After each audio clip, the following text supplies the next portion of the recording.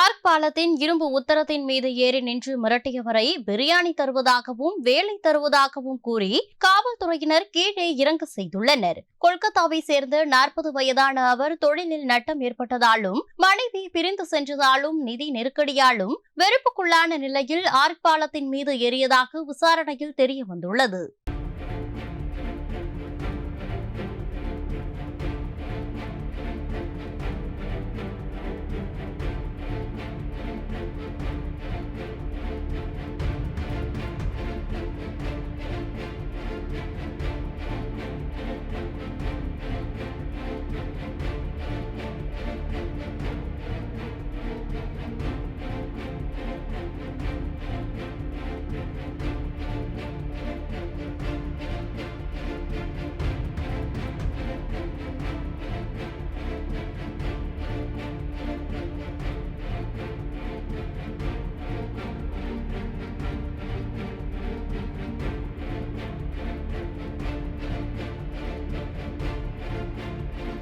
செய்திகளை உள்ளது உள்ளபடி தெரிந்து கொள்ள ரெஃப்ளெக்ட் நியூஸை சப்ஸ்கிரைப் பண்ணுங்க.